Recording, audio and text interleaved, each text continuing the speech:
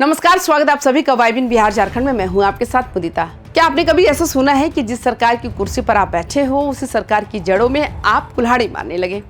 क्या बिहार में नीतीश सरकार के अंदर सब कुछ ठीक नहीं चल रहा? सोचिए, अगर सत्ता पक्ष के विधायक ही चीख चीख कर कहने लगे कि साहब आपकी नाक के नीचे गरीबों को लूटा जा रहा है, तो आप क्या कहेंगे? बिहार विधानसभा में एक ऐसा नजारा देखने को मिला जिसने सबको हैरान कर दिया। बीजेपी के विधायकों ने अपनी ही सरकार के मंत्री को सरेआम कटघरे में खड़ा कर दिया। मुद्दा ऐसा है जो बिहार के हर गरीब के घर से जुड़ा है, प्रधानमंत्री आवास योजना। क्या वाकई गरीबों के घर के पैसे में से 25% की रंगदारी वसूली जा रही है?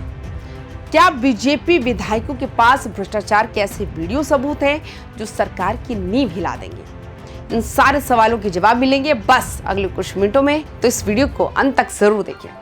तो भाई, मामला यह है कि बिहार विधानसभा का सत्र चल रहा था और अचानक माहौल तब गर्मा गया जब बीजेपी के विधायकों ने आवास योजना में भ्रष्टाचार का मुद्दा उठा दिया। बीजेपी विधायक बैद्यनाथ प्रसाद ने सीधे आरोप लगाया कि आवास योजना के लाभार्थियों को चुनने में भारी धांधली हो रही है। उन्होंने तो यहाँ तक कह दिया कि विकास मित्र ही इस पूरे खेल के मास्टरमाइंड है और सर्वेक्षण में भारी गड़बड़ी की गई है। अब आप सोचिए, विपक्ष हमला करे तो समझ में आता है, लेकिन यहाँ तो सरकार के साथ ही सरकार की किरकिरी करने पर आतुर थे। सदन में सन्नाटा पसर गया जब भ्रष्टाचार की परतें एक एक करके खुलने लगी। यहाँ एक शब्द बार बार गूंजा, विकास मित्र।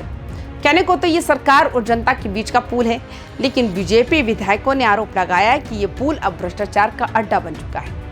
आरोप है कि ये लोग गरीबों को डराते हैं, अगर कमीशन नहीं दिया तो अगली किश्त रुक जाएगी या तुम्हारा नाम लिस्ट से कटवा देंगे। सोचिए, उस गरीब पर क्या गुजरती होगी जिसने अपनी पूरी जिंदगी की कमाई लगाकर एक घर का सपना देखा होगा और उसे पहले ही किश्त में डकैती का सामना करना पड़े। विधायक बैद्यनाथ प्रसाद ने साफ कहा कि सर्वेक्षण में भी उन्हीं लोगों को ऊपर रखा गया जो पैसा देने को तैयार है। क्या यही वो सुशासन है जिसका दावा नीतीश सरकार करती है? लेकिन असली धमाका तो अभी बाकी था। बीजेपी विधायक मिथिलेश तिवारी और पूर्व मंत्री सुनील कुमार ने जो कहा उसने सदन में हड़कंप मचा दिया।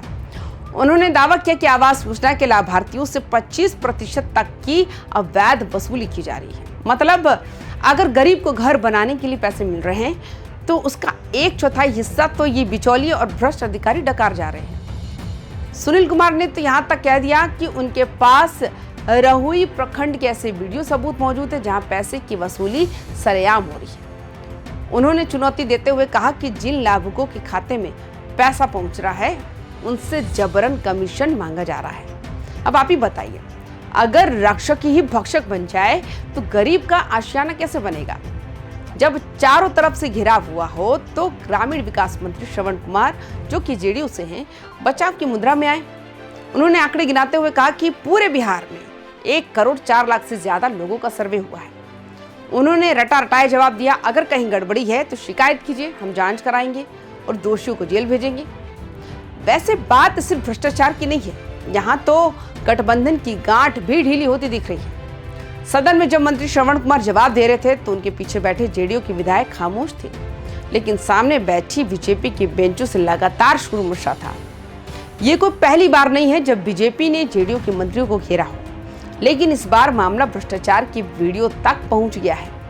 राजनीति के गलियारों में चर्चा शुरू हो गई है, क्या बीजेपी अब बड़े भाई की भूमिका में आना चाहती है? क्या वो जानबूझकर जेडीयू के विभागों की कमियां उजागर कर रही है? क्योंकि अपनी ही सरकार को सदन में नंगा करना कोई मामूली बात नहीं है। ये फ्रेंडली फायर है या फिर आने वाले किसी बड़े सियासी भूचाल की आहट? लेकिन विधायकों का गुस्सा शांत नहीं हुआ। उनका कहना था कि जब अपने अधिकारी ही इस भ्रष्टाचार में शामिल है तो जांच कौन करेगा? सदन में साफ दिखा कि बीजेपी और जेडीयू के बीच सब कुछ ऑल इज वेल नहीं, कम से कम भ्रष्टाचार के मुद्दे पर तो बिल्कुल भी नहीं। अब जरा इस 25% के खेल को समझिए।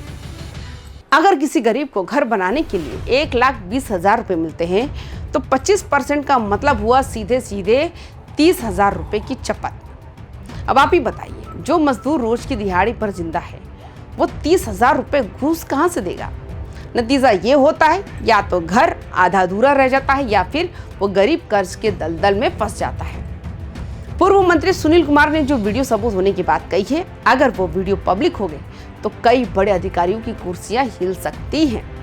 सवाल ये है, क्या मंत्री जी उन वीडियो को देखने की हिम्मत जुटा पाएंगे या फिर मामला फाइलों में ही दबा दिया जाएगा? तो दोस्तों, क्या आपको भी लगता है आपके इलाके में आवास योजना के नाम पर पैसे मांगे जा रहे हैं? क्या नीतीश सरकार के ये मंत्री सच में उन दोषियों पर कार्रवाई करेंगे जिनके वीडियो सबूत होने का दावा खुद बीजेपी विधायक कर रहे हैं, या फिर ये सारा हंगामा सिर्फ राजनीति का एक हिस्सा है? अपनी राय कमेंट बॉक्स में जरूर दें। क्या आपके साथ भी ऐसा हुआ है? हमें बताएं।